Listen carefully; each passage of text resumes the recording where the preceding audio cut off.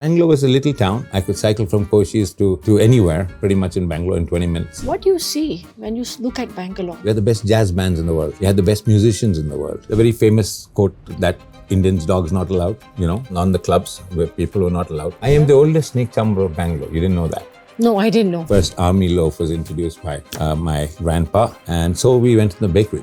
24 hours. Mom and dad and uncle who had never ever been sick in their entire lives. All of a sudden, boom, my mom galloping ovarian cancer. So this was a pensioner's paradise, Yes, a PSU pensioner, city. yes. And then it was becoming a tech city, a pub city. In those days, there was something called a striptease bar. So one of the things again I hear is, this was a clean city. This garbage that you see wouldn't be there in the past. I would boast about it in America. I'd say, you guys want to see a beautifully spick and span clean city, come to my Bangalore. When did you begin to see it vanish? The pride in the city, the cleanliness you speak about, you boast about.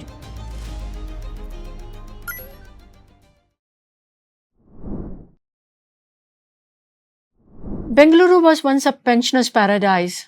Today, it is a young startup hustle city, India's tech hub, India's startup capital. The city is full of swanky restaurants and sprawling pubs. But there is a place that has stood still, almost still in time. Koshi's, a restaurant that started in the 1940s and that serves nostalgia as its main dish. The man helming it is Prem Koshy. Today we will dive into what you see when you look at Bangalore. Bangalore of the past that you remember, Bangalore of today that you see around you, and where the city is headed. And I thought those are some of the things Prem will dive into as we look at. Welcome to the show. Thank you, Malini. Thank you for having me. Such an honor and a pleasure to be here. Yeah. Thanks for, giving me the opportunity to kind of dive back into this truly miraculous city, as you said, there are three stages of my life. The initial stage was the most brilliant, beautiful stages of school days and college, a life that could not be imagined anywhere else in the world. Do you want to remember those days? And I would love to, and I've compared that, to people all over the world. And, school lives in America or England or London or in Bangalore. Yeah. We had some of the most amazing. But when I say that, you know what my dad would say? Oh, my school days were even better. And my college days were even better. Okay, so progressively, and grandpa, when he came in, he would say there was nothing more beautiful that he had seen. He was here as a bank manager. And during the war, then the bank kind of collapsed. When did he come here? He came in now there's a little doubt because most of them are gone. So somewhere around 1936, 37. And where did he come from? And he came from Kerala, where we are, a place called Tiruvalla. Okay. He was came in as a bank manager to start it, and the Travancore National Bank. That was it was called, I think. Yes. And things were going very well. So now that is what my grandparents and my dad have told me. My dad and my uncle were at Bishop Cotton School. Okay. Things were going very well. And then there was a run on the bank, apparently. And then the whole thing went. This is the 1930s? This is the 1930s, okay? This is the Great Depression we are talking about? That time, during the war, it's kind of during the war, right? And what happened was, apparently I'm still gathering some information on it, not very sure. But, so the thing I have is that there are people who are living now who are my dad's and my uncle's classmates. So they were said this one moment, this big old Daimler car would drive up with a chauffeur and a peon running literally in front, getting people out of the way. And my dad and my uncle would come to school, right? Being the managers, and they had a guy with a sash. And then all of a sudden, they were not in school, they were not coming to school, and there was a lot of confusion. And then the next thing is that, my grandpa was then coming to all these people's houses and collecting the flour that was, rationed for the war, and taking it away, baking it, and bringing it back. Okay, so the story goes that when the bank run on the money, everybody said, "Oh, Koshi, go back. Kerala, we have some land and property and all that." Everybody said, "Why are you struggling in that very, very, sort of naughty town. Bangalore was known because foreigners were there. There was dancing, there was singing, there were bars, there were, women and wine and song was famous, right? Everybody, the latest of all of that was here. I didn't even know that, some of the great musicians of all time, till I also started being involved in bringing musicians' art into the town, right? So this is the whole picture of a really bustling cantonment with people from all over the world. And there was a lot of discrimination, so. Do you remember anything? Not for me, not for me. For your dad? For grandpa and dad. I've heard stories. Tell us one or two stories. Okay, so, the thing is the very famous quote that Indians dogs not allowed, on the clubs where people were not allowed. You had to have I heard you had to have a little book to enter into the cantonment area. There were checkposts all around Bangalore. It's like a passport. Yeah, like a passport. And you had to, if you came out from the outer edges of the central so-called, the cantonment area, you had to have and were there different kinds also. Of passport? I don't know if there were different kinds, but there were different kinds of books, right? So, and the people that were allowed to come in and actually, be a part were mostly people, the jewelers, the suit makers, Krishna Chetty and Sons, the Raos, all of these people were there. And how they got these things going was that they all supplied to the British Army and the people in the cantonment, right? So it was a huge sort of an industrial business type of hub, right? And my grandpa was not part of that. Till this happened. The band went, and then apparently all his buddies got together and said, listen, Koshi, and he insisted on staying back because my dad and uncle could not adjust to going back to school in Kerala. So apparently why? What was that? They went because they were, born here. I mean, not born here. They were raised here and they spoke English. They were used to the schooling here, and going back to Kerala to study they went to, I think, they were sent for so about Bangalore a month. Had spoiled them. They ran away from there and came back. Yeah. Okay. And I guess most probably because mom and my grandpa and grandma were here. Okay. And, they were used to it. And so, then they started doing, my grandpa, then, being a member of the club, they said, first, I think he took over the accounts, being the banker, and got everything straightened out to start with. And then he said, you must have some income. So what he did was he would go on a cycle with a guy and collect this flour. The biggest ovens were in the Bowring Institute. So he would come, bring them back to the Bowring Institute, bake the bread, and take it back. Apparently 1 anna, half an anna, something was sold just for baking it and bringing. And so that's how he started. Started from banker to baker. And then the story goes that then apparently they started making some very high quality bread. And most of the Bada Saabs, loved the bread that was being made at the club. And, apparently was hauled off to say, come, make the army loaf. And so the first army loaf was introduced by my grandpa. And so we went in the bakery business, right, to start with. And then my dad went abroad, studied bakery, and brought machinery back. And we had one of the first completely automated sliced wrap bread manufacturing. So that's how from Bangkok. Do you remember which period was this? This was in the 60s, 50s and 60s. Okay, 40s we started. Apparently we started as a grocery store. And then moved into the bakery and then apparently we did have a little pharmacy also at one time. So in the same place? In the same, no, we were on MG Road first, where Coolwell is now. That's where we were. And then the move to this came when, apparently Canon Elphick, my dad and uncle's principal, when the church was handed over, the St. Mark's Church was handed over to the Indian congregation, right? And the Indian Church of England, right? Apparently there was nothing to upkeep the church. Okay. So grandpa was called and said, listen, Mr. Koshi, do something about this. Can we do something? And so this endeavor that you see now as Koshi's restaurant was started to support the church. Building was built by us. Everything was built by us, but that is church property. It belongs to the St. Mark's Church, right? We have been there for the past 75 years as, hopefully keeping the church up. And yes, we do. I mean, we pay very, very handsome rent. So it's a good thing. Contrary to everybody else's belief that, very little rent. No, very high rent. What do you remember as a young boy? These are like all... Young boy. Talk about that. Yeah, so as a young boy. Okay, what do I remember?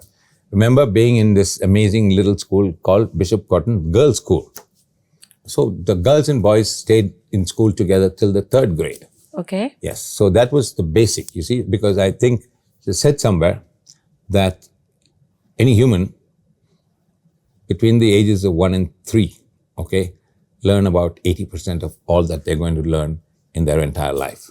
And I think they thought it was a good idea that girls and boys should study together. Okay. In those were very separate schools in those days, right?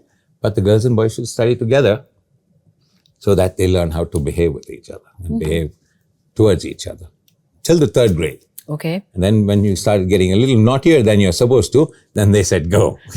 You go to that school and we'll stay in this school, right? Not that we ever, forgot our classmates, which we still do and in touch with. Okay.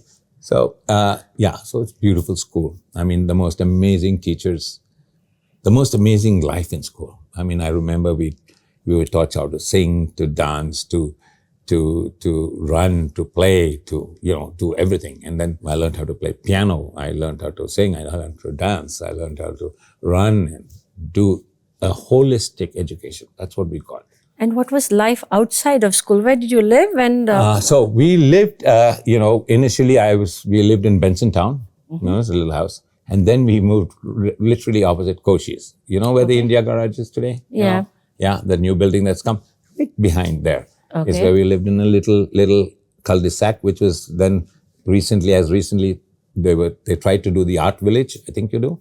That little place was where we lived. Okay, and then we moved to Brunton Road, which is where we live now. Okay. Okay, just off Ashley Road, Brunton Road off Ashley Road.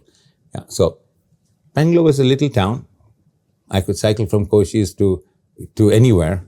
Yeah, in pretty much in Bangalore in 20 minutes on the bike. Right? Yeah. And what felt like far to you at that time? Far to us was Banagata. Whitefield was very far. And we cycled and we raced, every weekend. We raced all the way to Whitefield and back. Yeah. We went into the jungles of Banagata. We had one of the most amazing childhoods because Bangalore was rich and green and filled with wildlife. Right? Okay. At the same time, our home became the first, pretty much the rescue and rehab center in the world, right? In the world, I said, because I didn't know anywhere else would do it except for the zoos. So every little creature that was injured or hurt was brought to our home. Yeah. I have looked after practically every creature that there is. Name some of them. Well, from pangolins to otters to mongoose to all types of birds. Pretty much every bird that you can think. I had a vulture that used to ride with me on my bike. Yes, because he would refuse to fly. Okay? All kinds of snakes. All kinds of we've even looked after little deer and mouse deer and you name it. And you would keep them at your place? Snakes. And the entire family looked after them. So we brought in injured animals, whichever one we could fix and send back into the jungle, we would. There was also a lot of stuff that we would rescue from so-called snake charmers who would bring them around, I am the oldest snake charmer of Bangalore. You didn't know that? No, I didn't know. Okay. I am the oldest, pretty much the oldest. I claim to be the oldest. There was nobody else before that did it. And then after me, there's many who came and still I am also part of, we have a wonderful, amazing, beautiful organization called People for Animals. Do you know that? Yeah, PFA Bangalore, right? Yeah. On which, Alpana and all of them came up to me and said, hey, Prem, we need to do this. And most of that was being done in my house. We tried to, very few veterinary doctors knew how to treat wild animals. And today, we have one of the most beautiful hospitals in the world, treating wildlife, okay? I'm a little less involved now. Okay. I've kind of, not able to, but in case there's a rescue that needs to be done in the middle of town, they give me a call.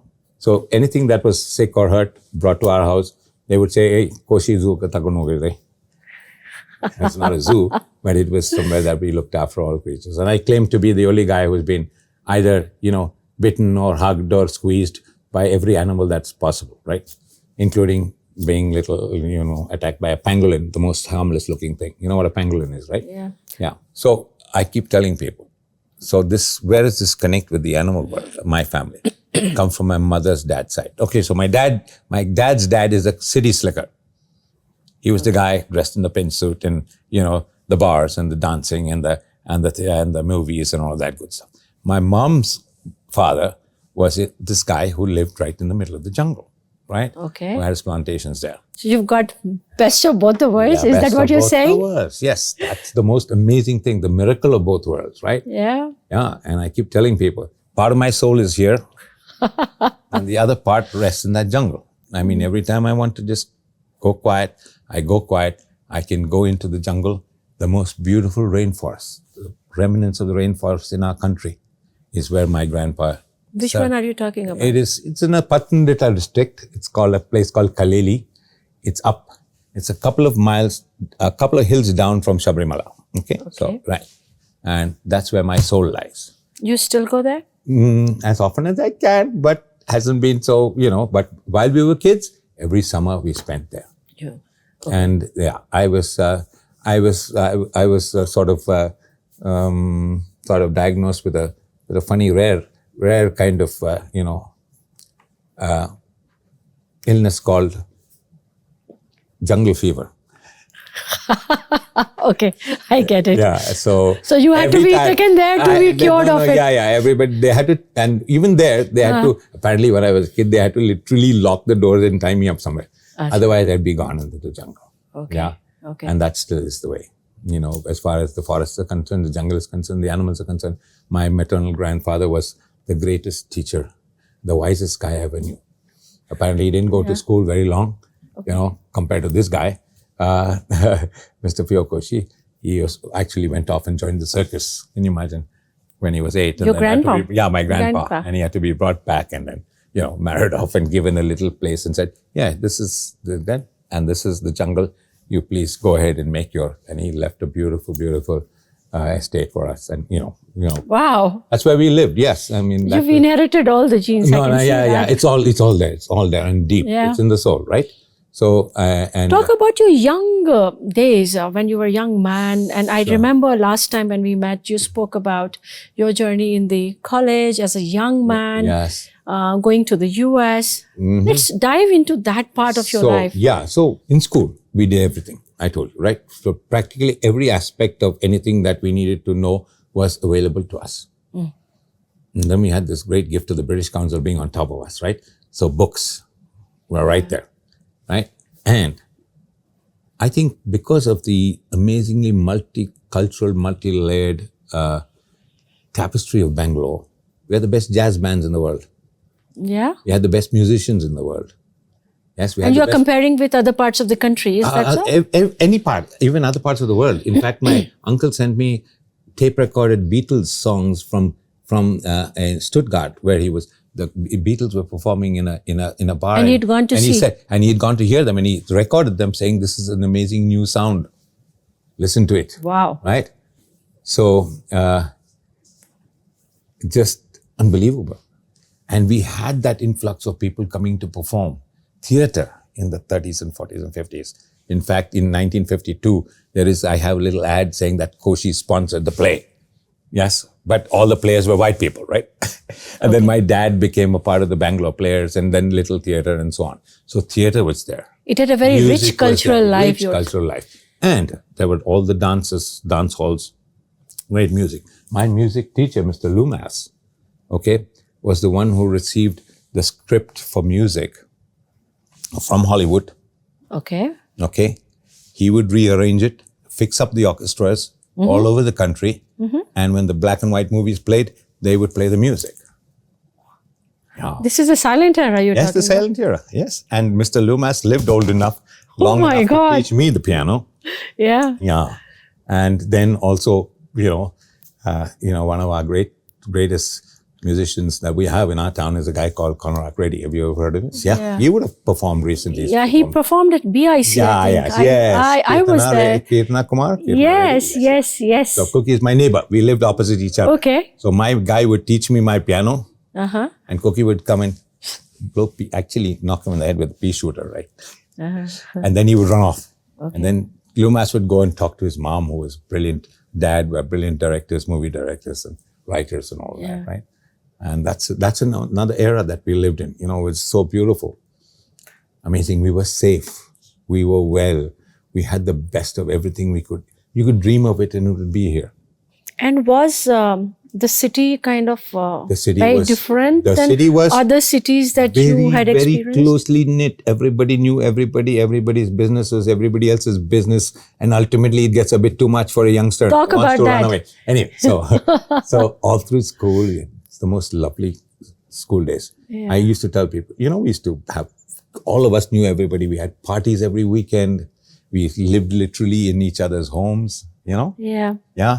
And we had people from all over the world coming in to study here, to be a part of it. And like I said, ultimately, after the multicultural tapestry that the war brought in, that era of British rule, and the millions of people from all over the world that came in, the Japanese, after the war, everybody was here.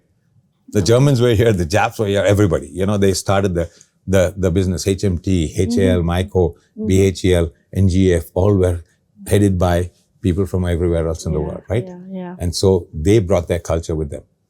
Allianz Francaise, Max Miller, Bowen, British Council, USIS, they brought everything. And the other thing was our Maharaja of Mysore was one of the greatest proponent of encouraging every aspect of science and culture and everything to grow, right? Visvesvaraya Museum. My dad made the first actually museum cake for the inauguration of that building, right? Of the museum. Yeah. So he had studied how to do to make the cake, and he made it. And there's great pictures with Jawaharlal Nehru when they opened it and inaugurated it and all that. So that was the kind of, So that was one way you experienced as a young man, the shift from British to post-colonial independent India. We didn't have much of that British thing, but by the time we were in school, there was, so that's the other thing about this beautiful town. Nobody had any differences. We never ever came across any kind of difference of caste, color, creed, religion. Even in school, we had no distinctions between rich and poor. We were all told you're the same exact. Every culture. We did not see these differences that people are seeing today. And I think, what was it? We were a tiny town that, knew that we all had to come together to be well and to grow. And maybe you had British as your enemy or whatever you want to say, and everybody was on the other side ganging together? Not really. They were considered also equal. Britishers? Yes. That in our time. Yeah. This is post-independence. This is post, yeah. Okay. My dad and my grandpa, yes. They did. They were, so this is something that my grandpa and my dad, people will treat you as you treat them. And you will have to gain your respect and have people respect you as you behave. That is something that you have to grow with. Okay. And that is something that's carried me through my life. I would go anywhere in the world. I would walk any street, anywhere. Running my, help to, run the clubs in the US. Okay. So I went through school where all of this was equal. Okay. We were brought to the top of all encouraged to be the top or best at whatever talents we had. Right? And the school was also full of expats, foreigners? Yes, foreigners. We had Sri Lankans, we had Malaysians, we had everybody around, okay? Anglo-Indians, yes. Indians, practically every caste and color. Even now, my classmates, all of us, it's 50 years now. Yeah. Last year was 50 years since we got out of school. We're still like this, man. Nobody can touch us. And we had our girls coming from all over, our girl from the girls' school, our classmates come in, and we just had our 50th, which is unbelievable. Yeah. And we still no differences, no nothing. Yes. What was dreaming like? What were ambitions like when you were in college? Well, we had very limited stuff, right? Engineer, doctor, just 4 or 5 things. Artists, no. But we couldn't make, that thing. So my dad, musicians, right? So I had a band, we used to play all over the place. And, and everybody first I wanted to be a veterinarian, right? Okay. So dad gave me a shot to go spend 2 days with a veterinarian at Hesselgata. Okay. That was over. No, Okay. no thanks. I could look after my animals at home. I don't want to be a serious veterinarian. Okay. Right. So that was the thing. Then I wanted to be the great musician, right? Okay. Okay. So did the band thing. Okay. But in those days, we couldn't make a living from these things, right? Yeah. Yeah, couldn't make a living. I mean, not people. There were professionals that did it, like my music master and all the beautiful musicians of those days. But they were not able to make a good living. Okay. Okay, they were kind of just about there making it, and they did it purely. If you didn't love it as much as they did, I doubt they would really be able to survive. And it was difficult. Yeah. Yeah, people like my dad and my granddad and all of them encourage these people. Okay, the Music and Art Society, one of the first, the Maharajas, Maharani, so who founded the Music and Art So then music was out. Music, yeah. So music was put, and then ultimately they said, okay, you need to get a profession, boy. What is your profession, right? So then I went into college, right? College, we did the commerce thing, right? So I did the commerce thing. Everybody started. I wanted to do the art thing, but then I said, okay, you can't do much in the art business, so do the business, okay? Sure. The reluctant, but then I wanted to go off to the, always. Then it starts becoming so a little bit strangulating. The small town. Yeah. Now you want to have dreams and get out there.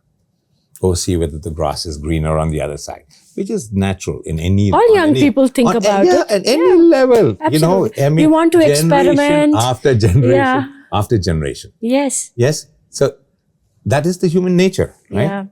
The nature of the beast is that. Yeah. Okay. Till you go and explore and then get a good old. So you wanted to go and explore. Yeah, I wanted to go and explore. I wanted to see, and I wanted to, maybe, be one of those, make one of those $1 million things. You can do a business there, or, be an actor, singer, dancer, whatever. You went to the US. But I went to the US.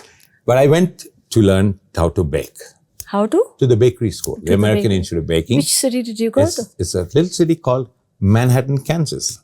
Okay. And the American Institute of Baking, which was again a beautiful, beautiful institute. I was the youngest one there because most of the guys were coming there from all over the world, where people were already in the industry and they were there to move from the blue collar to the white collar situation. And I was the youngest one there, and pretty much, got to learn the bakery business. And what was it like to go away from home, experience freedom? That was the most important thing, because otherwise in my mind is, you're going to be stuck in the Koshi thing. This is all, you don't know if you can actually live on your own, right? Yeah. You can actually make it. And that was my American experience, was that. Taught me how to really, really, live the life. In fact, talk about that. I know last time you spoke about your adventures, misadventures, experiments, all that. Let's dive into that. Yeah, so I went into the American Institute of Baking. I studied there, and I graduated. And they said, listen, Prem, stay on and do, be the graduate assistant for another term or two. So I stayed on. I was on my way back home, and I went to visit with my uncle in Louisiana, in a little town called Manny, and then was with him for a little while. And while I was there, he went off, he had organized somebody to go out hunting, and I went out hunting for some deer with some friends. Okay. And while I was in India, I was also a very good rifle shooter.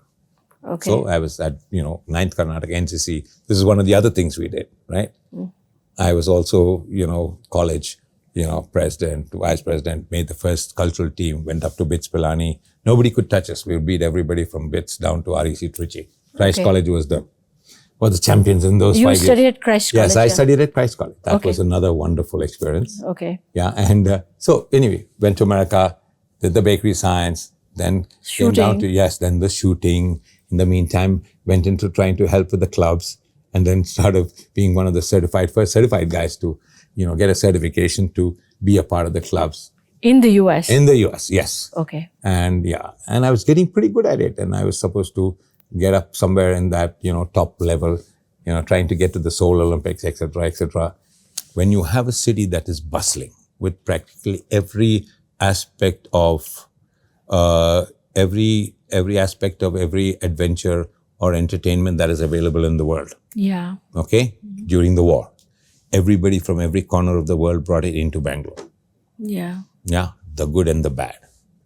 All right. So, have you ever watched a Malayalam movie from Kerala? Yes, I have. You some have. of them. Okay. So, here is one of the scenes. All right. So, there's a whole family and there is a huge crisis about something. And then, the hero walks in and he says, okay, this is what is the problem. Yeah. Okay. That's all right. You know what I'm going to do? I am going to Bangalore. Father will have a heart attack. Mother will fall on the ground. Dramatic. Because going to Bangalore is like going into, the worst place in the world. Seriously? You will be destroyed.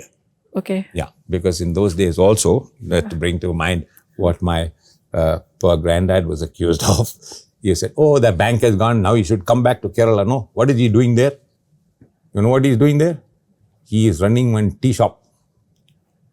Chai kadai narthuva, and a petti kada. That means a small, what we call a box shop. Okay. Right? And he's running a chai shop. You know why?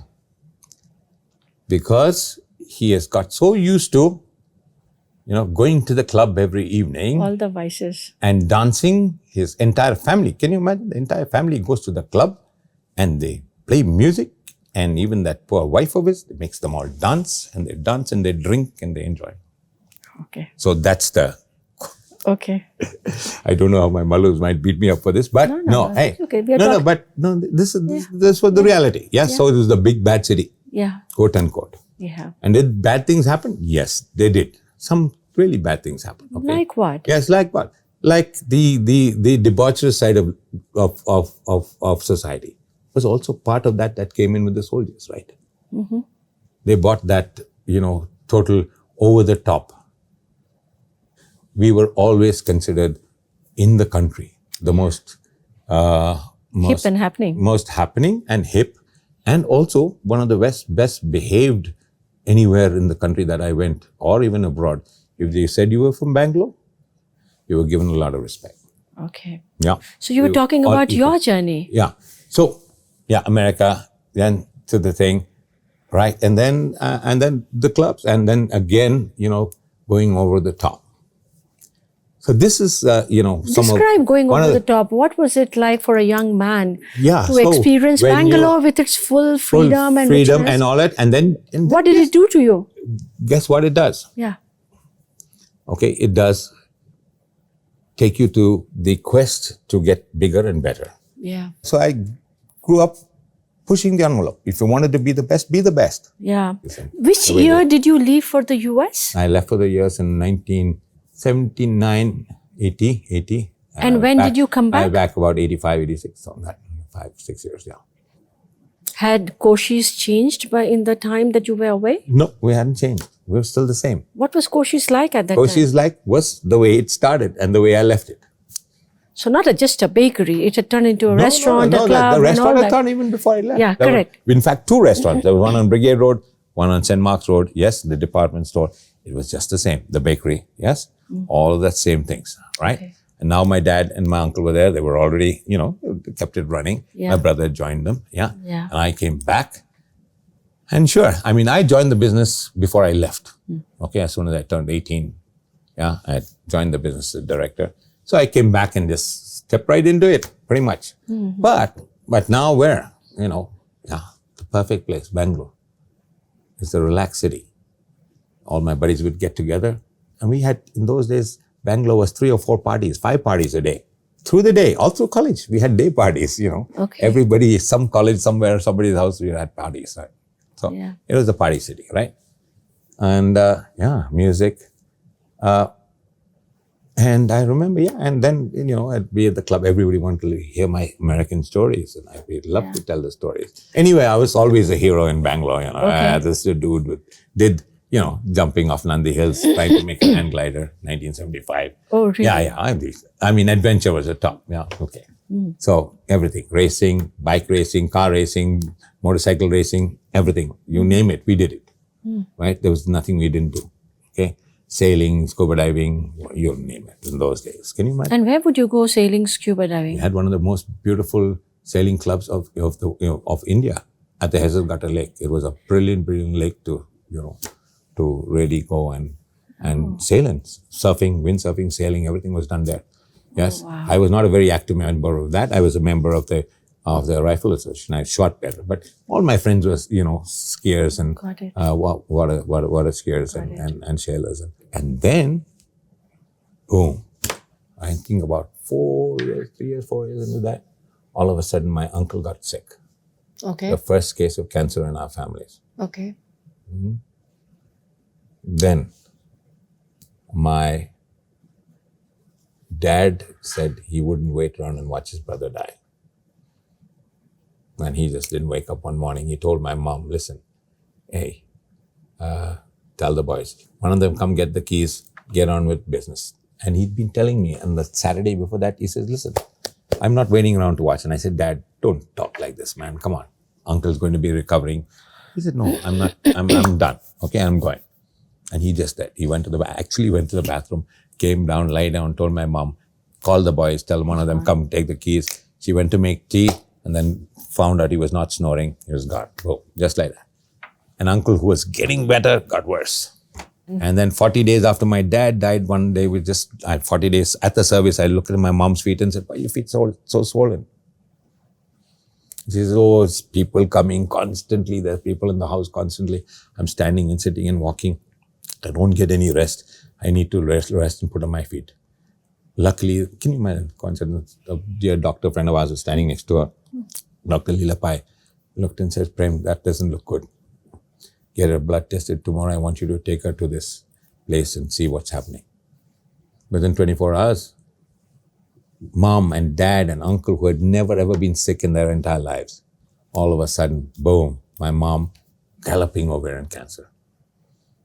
Yeah. So all of them, all the top people just disappeared in that 1 year.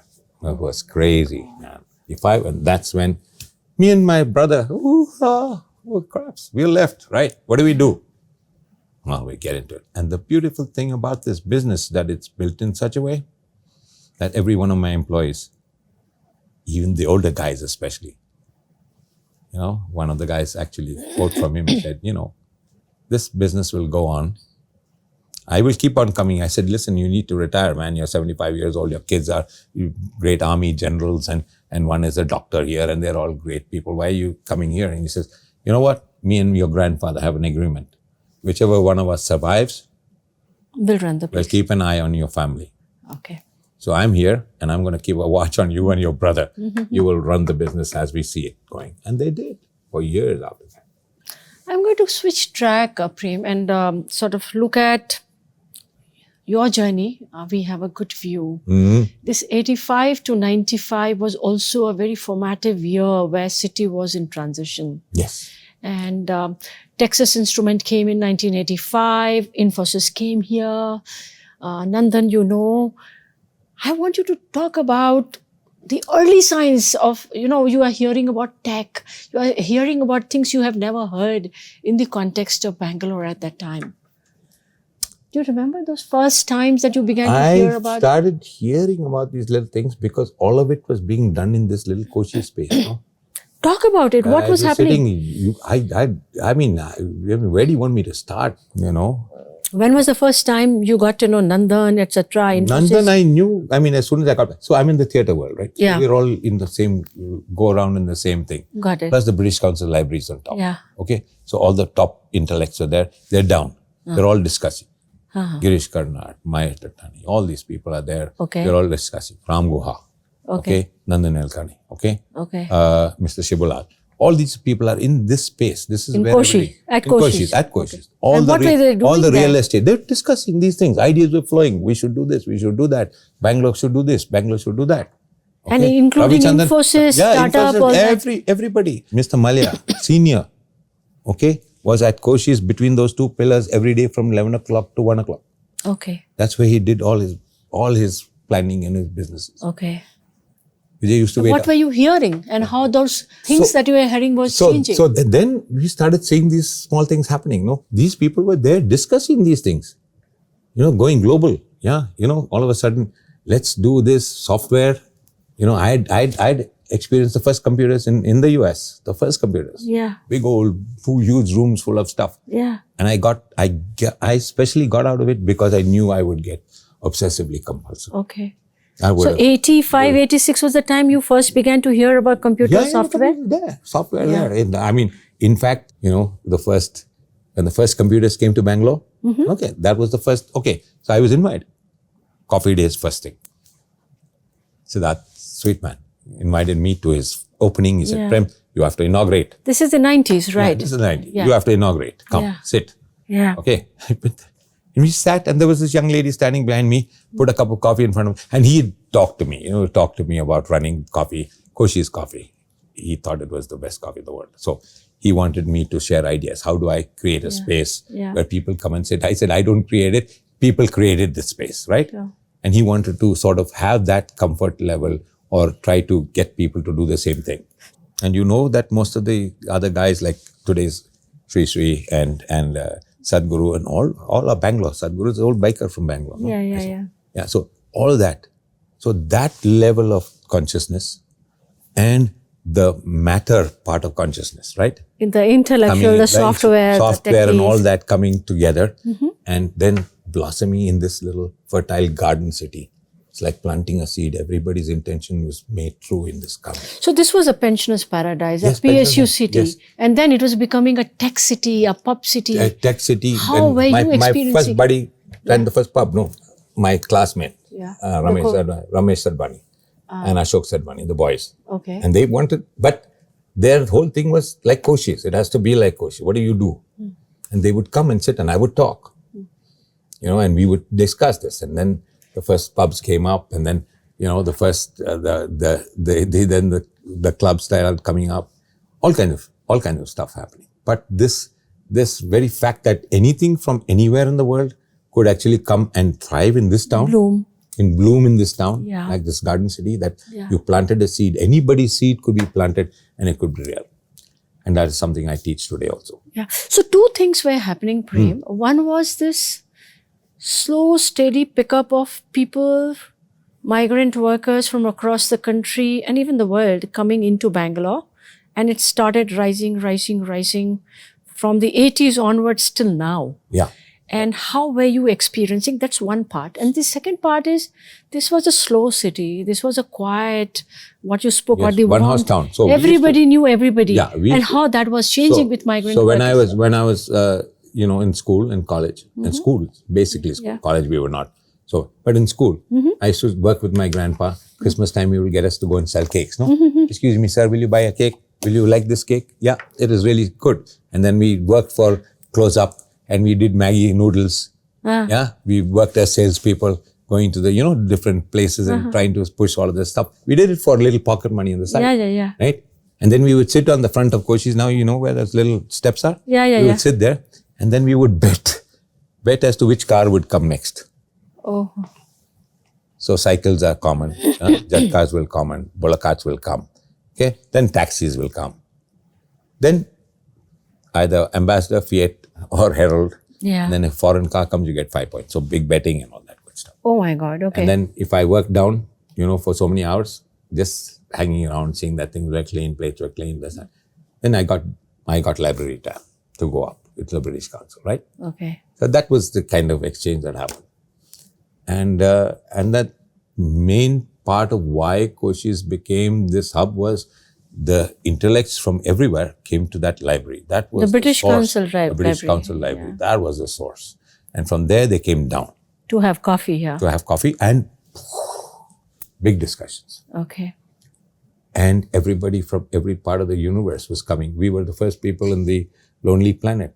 The first publication of the Lonely Planet to be listed as a restaurant to be visited when you get to Bangalore, right? Any incident, anecdote you remember where startups, tech, Infosys, Wipro, all that was being discussed and you got like, oh my God, this is something really big happening. No, that's the thing, no. These people never started big. They started with 5,000 rupees. People donating, taking 5,000 rupees. Which was not a big thing. It was just started small. It started small. All of these people who are today big, all of the real estate people who are big multimillionaires today, did their deals in Koshi's. One guy wouldn't sign anywhere else but in Koshi, right? So that the real estate, the tech, all of this growing. And I was just watching it and saying, should we get into this? You did? No. You considered? I mean, you thought about it? Not even thought about it. Okay. Because my thing was, you see, we built such a slow growing business that looked after one generation, looked after the second generation. When we came into it, the third generation was a solid business. Why would you try to mess with something that's not? So in between, I remember, I think I told you about Siddharth, right? So he came, someday somebody came and said, one of the Americans, friends of mine, who come here, had taken back Koshi's coffee to Texas.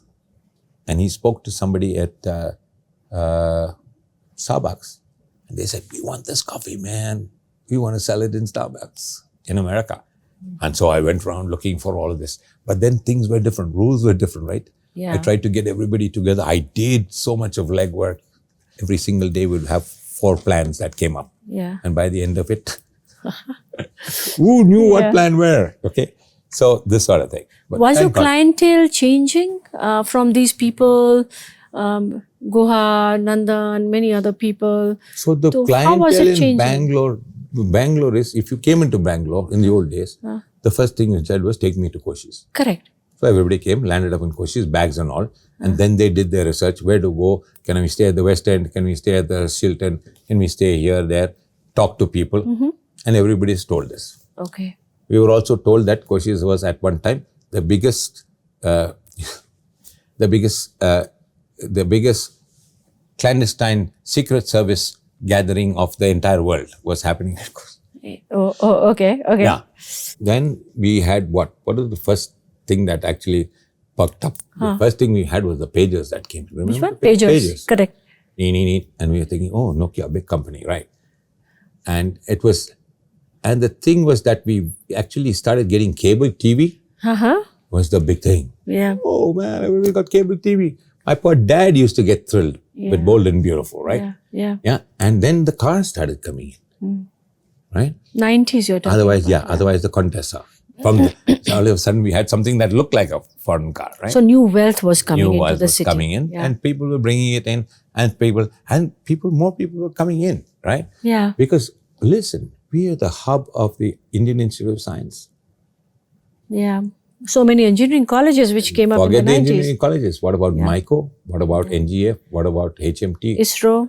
ISRO? HAL. Everybody, HAL coming. So, HAL, we were I remember in the early, when we were in school, we were terrified when the Pakistan war happened, because they said, Pakistan's going to hit Bangalore first. And then we used to have to shut out all our lights and put, blackouts were there in the night. Oh, really? So, yeah, it was crazy. Yeah. I mean, can you imagine? Yeah. And we never saw ever a single day of violence, thank God, touch wood, in our lives, right? How was the city's culture changing? A slow city. The culture was always brimming in. Everything was new. No, our mentality is still the little town mentality, right? And that is something about Bangalore that is so beautiful. The people who come into the city have their own thinking. So that is How where are they impacting the city? So then let's not go there, okay? So when people come in, if you're not there permanently, you know what you really do? Yes, do as you please, right? A transactional connect? You throw Talk about that a little. You throw the garbage, you cut down the trees, you don't care because you're not here for long, You're going to come into Bangalore. When did you begin to see this? See, I get the first glimpse of all of these things happening in the restaurant, right? The way people behave. Like what? Like, hey, The language changes. the language and the attitude of people. See, one of the great changes that actually started taking place in Bangalore was, all of a sudden the kids had big money, Yeah. right? And all of a sudden I first started having people, usually you came to Koshi, you came to a meal and you pretty much had the meal and you said, okay, this is a good meal or a bad meal, whatever you'd like to say. And and I am there to serve you your meal, give you the best meal there is, and the most hygienic, most affordable rate. I started noticing people were telling me what I should be serving. This is not the way it is. This is not roast chicken. And I say, where did you eat roast chicken? Oh, well, we had it in San Francisco and it was not like this. And he said, sorry, but this is Koshi's and this is roast chicken. It's very English. It has brown gravy, right? It's not the roast chicken you want, right? And they seem to know all about. All of a sudden there was, this is world awareness. Everybody knew how this should be and that should be. And mostly from the cooking shows, right? They've seen a couple of master chefs and they think they're chefs themselves. Okay. All right. So this is the whole idea. So, and it was that quote unquote quick rich all of a sudden. You're suddenly rich. You haven't, had a chance to sort of grow into it, right? Correctly. That's one of the things about, I think, the town, Bangalore. It actually forces you, boomed. yes, forces you to, to get into a lifestyle. And then all of a sudden it allows you to bloom, using a part of that. Yeah. A new color, different colors. And a lot of people don't want to leave because of that. Yeah. Because they find that they are able to bloom in different levels that most of the country does not. Right. So, Prem, one of the things I hear often from Bangaloreans who've been here for a while, this was a very gentle, calm city, right? In how people dealt with each other. And they began to see aggressiveness, maybe road rage, roughness in how people interacted. Talk a little about that. So restaurant business, you would have experienced it. No. I spoke about this in 1975, 76. All the way through, it used to be one of my debate things, right?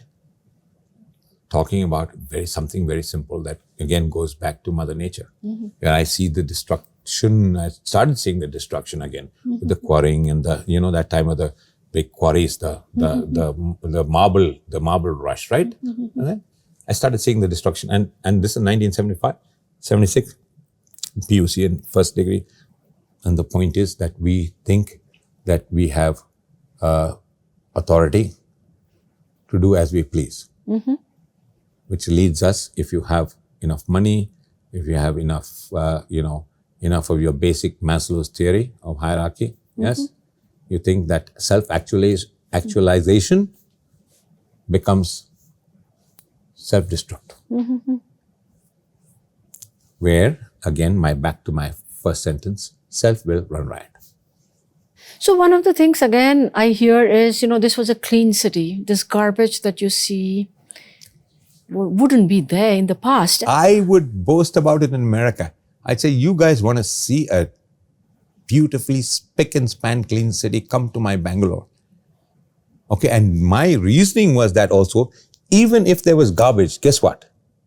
Okay, we in those days, in the 60s and 70s, were so conscious about recycling it. Nothing went waste. Everybody got something to share. Okay. My grandfather used to, all of the people there used to be 3 or 4 little huddles of people that raised 5 or 6 families. One is the corner of where Hard Rock is now, one of the corner of Church Street. Yes. My grandfather used to actually make packets and give it to them from our kitchen. Take and go. And they would say, no, we won't take it. So guess what? We had to wrap it and dump it in the waste bins, which there was very rarely, once or twice, the guy would come and clear it. These guys would take it from there, but they wouldn't come and take it directly from the door.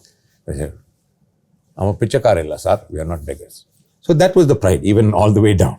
When did you begin to see it vanish? The pride in the city, the cleanliness you speak about, you boast about, you're so proud of. See, listen, in my neighborhood, it's not vanished. I still pick up paper. Right? And I still stop the guy from peeing on the wall. Yeah.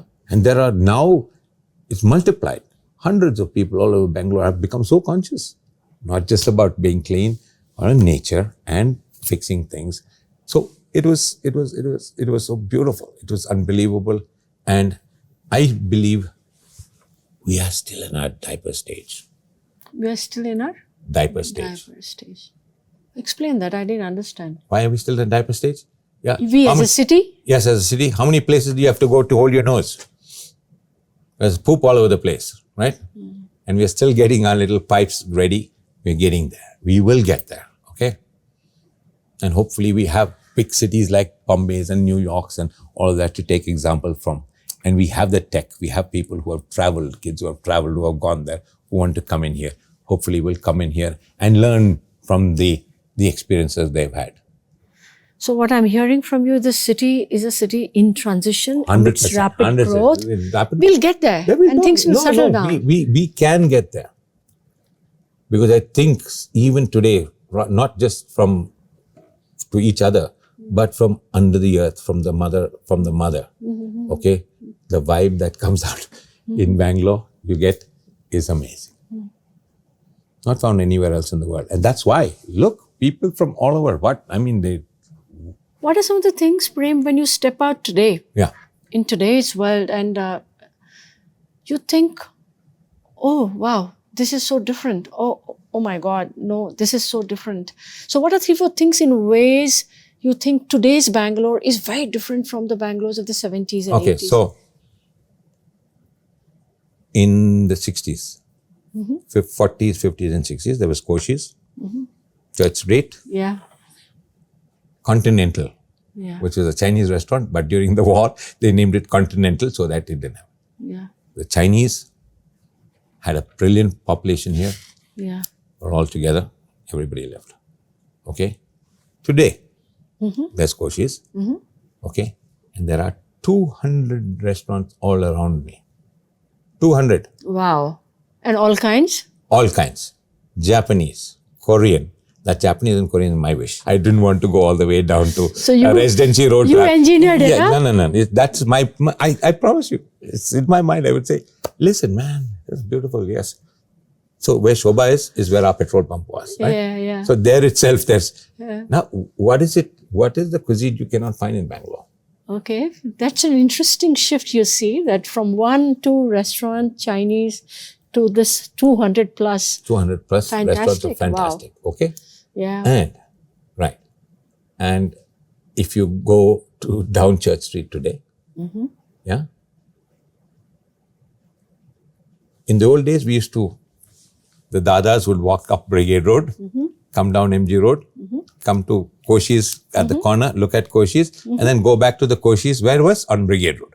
That was the beginning and end. Okay, Yeah. so that was the strut around, saw the girls, you went to the movies, all of that, all around us, the movies.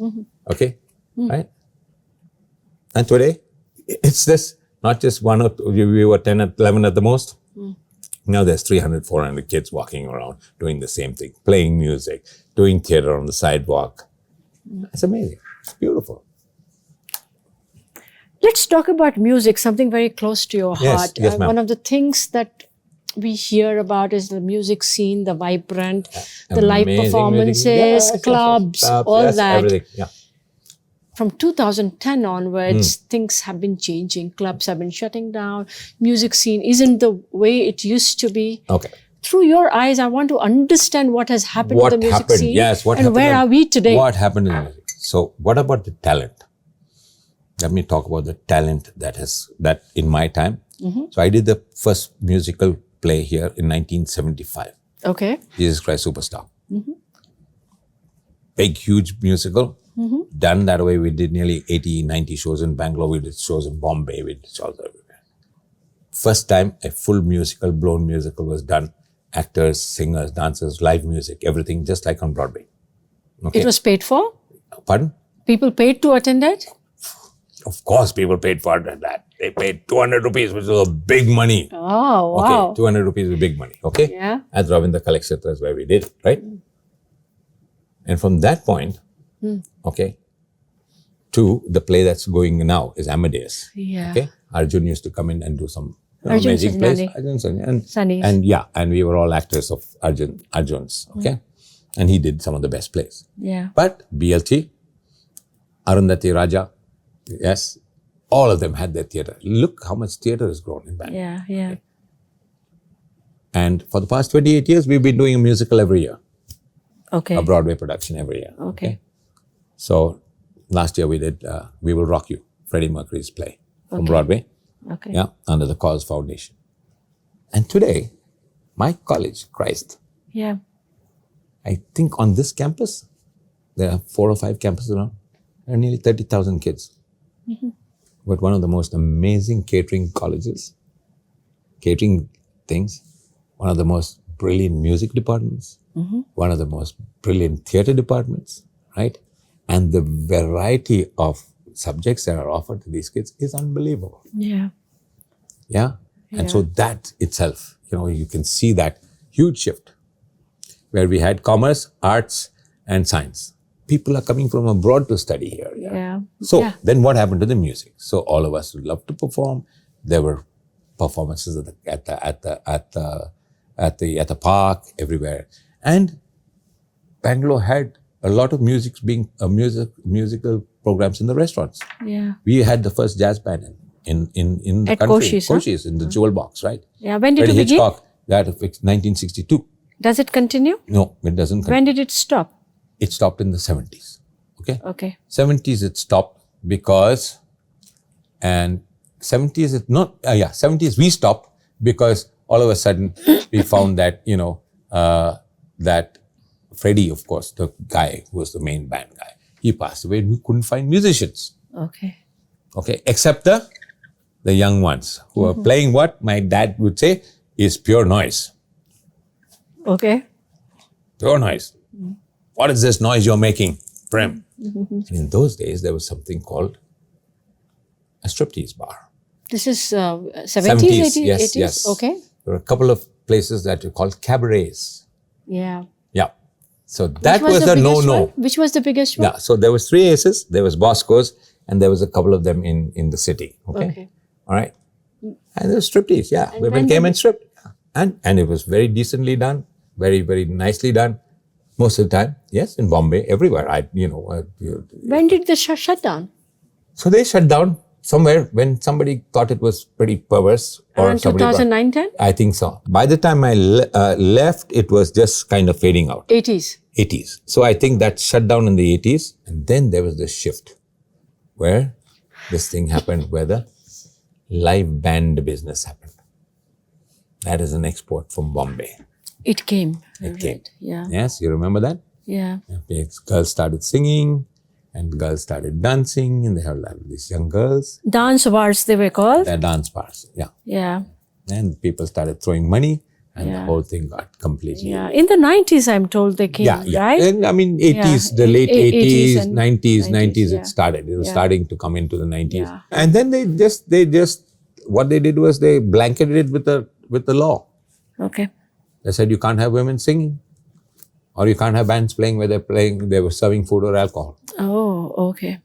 And that's when everything just got, hey, we used to act and sing and dance anywhere on the top. And today, go down Church Street. Yeah. Every Saturday, Sunday, you have these kids sitting around and playing music, man. And they're Yeah. singing, they're all singing together. Beautiful. Little, what do they call those things when they all come together and then they sing? But mob dance, what? Yeah, something, yeah. Mob dance, mob music. Whatever. Yeah. They just, they just come together and they do this stuff, which is beautiful. It's good. And then guess what? If you see the talents of the musicians today, the singers, the dancers are youngsters. The past 28 years I've been doing plays. Every year they've just got more and more brilliant and brilliant and brilliant. And somebody just told me, Prem, you could be anywhere in the world, man. We are just at the... You guys can put up this play anywhere in the world, man. Go, do it. And I said, yeah, we need the money, we need resources, and that's all. Somebody wrote about the cultural renaissance in the city, right? With so many cultural spaces, artists, it's happening, creators. it's happening. It's all happening It's right happening now. beautifully. And you guys, hey, a little Bangalore thing. Absolutely. It's That's one of the beautiful. things I with should say BLR thank Haba. you so much. Yeah. And in because, fact, yeah. So, who are the two? Padmini and who are the people who started Bangalore Haba? Nandini Alva. Nandini Alva and Padmini. Yeah, this Padmini was in Alva. early 2000s, early right? 2000. And So they give it wanted a- me to get involved. Everything all the discussions take place in that place, right? Yeah. This was all swamp. I used to rescue snakes and watch over my wildlife. In front was a whole swamp, right? Yeah. Before that, all those buildings came, it was a huge swamp area. Okay? Itanagar was just mosquitoes and paddy fields. And all of a sudden came. The really stylish place was that developed and we were so proud of. Pasungadi, of course, was always there. And then Jayanagar came in, close to Lal Bagh and all. Otherwise, the last place for us out of town was where Maiko is, Adugodi. After that was out of town. Christ College was out of town, right? Yeah. You had to cycle all the way and it was all fields. I told you, no, from Christ College we could see Jyotnivas into the hostel. Yeah. Right? It was just fields and shrubs. Yeah. And I remember once trying to go through the cycle, through the village, go through the shortcut. And these guys would do this crazy thing, the villagers. They would try to get us to run over their chickens and then bully us for money.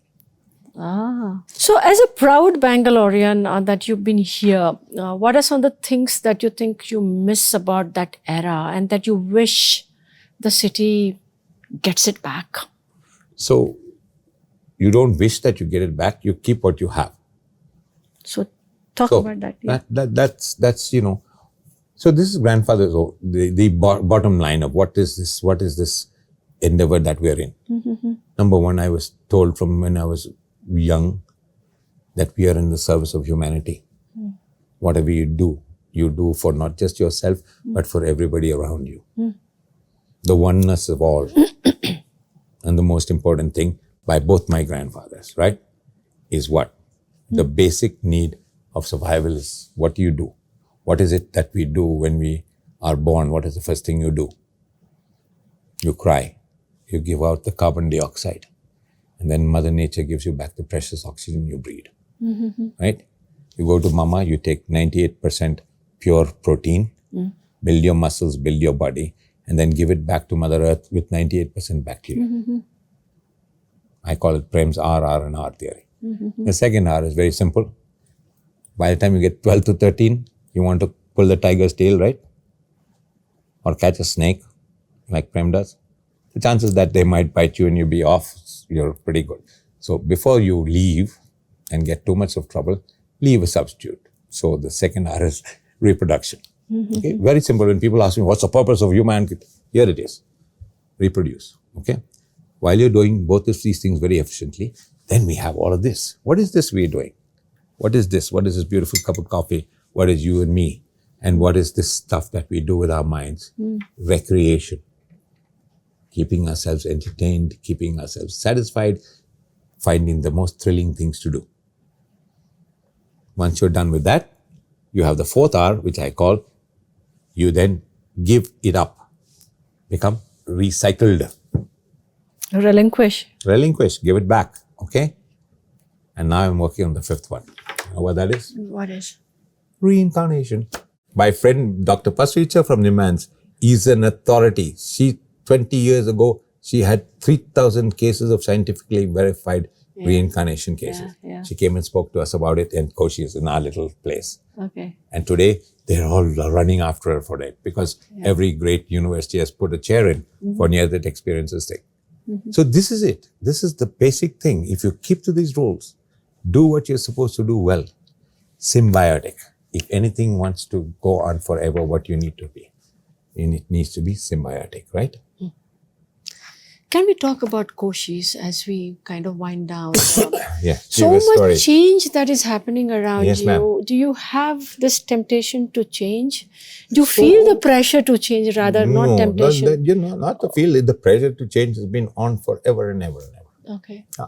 Because that space is precious. It has yielded us so far. I've been able to, both of us have been able to sustain, right? If you want something to continue infinitely, then the giving and the receiving has to be balanced. So people say, oh, did you study any management? What management rules? No management rules. Be honest, be truthful, and do the best I can for the other always. You don't have the temptation to overhaul the menu cater to this new clientele. Why would you want to fix something that isn't broken? This is something that I find very curious. Okay, everybody wants to break it and build it for something better. Why Which may not be better. That's it. That's the big if, right? Yeah. Why would you want to do that? If something is working perfectly fine, why would you want to break it down? But that, I think, has now become the most wasteful thought process of humanity. Use and throw it. Relationships, matter, just things. Yes, boredom catches you very fast. Yeah. So Prem, a whole lot of people I know come to Koshi's because they have such fond memories of this place. But about the people who are newer, younger, why are they coming to it? Is it to discover the old world, the old charm? There's always been this clientele. There's always been this, unbelievable. I keep telling people, I sit on that little table, which I call the square table. Ladies and I sit at the square table. How many people do you get in a day? Or in a month? No, we don't count. I don't look at the money. I don't count on the people. Okay. I do the best I can. Okay. Give you the best food at the best price. Yeah. The most hygienic, right? Yeah. We try. Yeah. I'm trying very difficult. It's a very, very difficult thing because every dish that you make is like a work of art. It is not like this pencil. You can make 100 ones of them. Every time somebody puts something into or cooking, it's like not just art, Sure. but it is something that is so important to you. Next to your breath, that's the most important thing you do. Yeah. It's not just food, it's not just taste, it's not that just, it's medicine. Yeah. It heals your body. It gives you the strength. Yes? Yeah. And it has to be done with reverence, with love. Yeah. It's all about sharing. Yeah. I find something, and I find something that's tasty. I will share it with everybody I can. Yeah. The sharing. And why would I share? Because I care. Yeah. I wouldn't share if I didn't care for you, right? Yeah, after that sharing comes the appreciation. Yeah? And out of that comes the greatest thing when somebody comes and says, Prem, you know what? I love that roast chicken. Okay. Ta-da! Makes my day. Yeah. Right. So you're telling me about the clientele. Who are the people who come to Koshi's today, and has that changed? So this is it. So the principle is, you walk through that door, you become, Gandhi said God. I say you become me. You become part of me. And I will then put that principle of, if you want to be treated the same way as I do, leave your caste, color, creed, politics outside, and I will treat you as I would treat myself. My grandfather would always say, never feed anybody stuff that you would not eat yourself or would not feed your children. So I have people who walk off the street sometimes, sit down and say, I'd like to eat. I'm going to get to eat. You get a lot of young people as well? Lots of young people who are coming in today. Yeah. Because they, I don't know what it is really. I mean, I spoke to somebody yesterday. Yeah. I said, Prem, I just, I come and sit here, but young lady who's, has come from a foreign land, who's decided to come to India, and she wants to be here and work here. And she said, I came and sat on this table. Somebody said, go and see in Koshi, sit in Koshi's. And I suddenly felt some kind of peace. I said, Sweetie, you're not just the first one to tell me, but I've had people through the ages tell me that. I have to tell you my story. So when I came to Bangalore, I was trying to sort of experience different parts of the city. So one day I'd gone to this Iron Hill, this massive pub at Marathali, Crazy, right? no? Yeah. So this was the first time I experienced that place, and I was like, wow. And the next day I come to Koshi, okay? Yes. And I felt a certain otherworld charm that one experiences, that one sees Malgudi days. The warmth, the emotions that the place holds, right? In a world where you scan and then see a menu, here is this guy moving around, serving you. Sometimes dirty menu. Hey, It belongs to another world. I think, a lot of people are discovering analog today. Music analog, all kinds of things. They want to go off cell phone, read newspapers. It's a trend that's slowly picking up because of digital addiction. And I think Koshi has a bit of that it takes you to a world that no longer exists outside. And it reminds us of a world which was so beautiful. Which was analog world, we belong to another era, and it needs to be kind of. You can come and sit in the morning, and you can leave in the evening. Yeah. You can be there all day long. Yeah. Yeah, and once in a while you can cry on my shoulder, or you can complain to me. Yeah, either one, because I've had all these things, so many sad stories. One old gentleman, Mr. Gundu, so he said, "Prem, sir, I have been to entire world. I have surrounded and come. But every morning I come here, this is where I feel peace. I have been to mandirs, I have been to retreats, I have gone everywhere, but this is where I feel my peace." So he comes, he has his coffee, and he used to, wow, my gosh, it'll be there forever. And you know that our famous little quote is, "We have served the Queen of England," which we've done. We've had all the people from everywhere come in. Famous people. Yeah. The Gandhi family, very close to us, and so on and so forth. I hope we can stay in service, because it is getting difficult. 200 restaurants around us. Yeah. Yeah. So we hope that we can keep this whole thing going. Pray and because that balance has to be kept. No, it has to go on. Our love and wishes to Thank Koshi's. you, my dear. Thank you, and thank you for blessing us. Thank you. I keep telling people, you walk through our door, you have a million places to take your rupee and give it to. Yes. But you have brought it to us. Yeah. And for that, so there are few things you can't put money on, right? You can't put a price on. There's no price. That's emotions. That's memories. That is, and that's what it's all about. And that's what we have to be about. The caring, the sharing. Then we get to appreciate each other. Yeah. And then out of that blooms the most beautiful. Absolutely. And the only desire that we all have is to be loved. Yeah. And to love in return. Lovely to have you, Prem. Delighted Thank you, to have this dear. conversation. Thank you so much for having me, and it's so good. Lovely. And it's lovely. And thank God for our beautiful city. Yes. Yes. Look at Absolutely. the heat, and look at our leaves, man. Yes. Have you seen the leaves recently? Have you watched flowers? the flowers? Yeah, and the flowers, they're amazing. The weather? Beautiful, right? Yes, So yes. thank Lovely. you so much.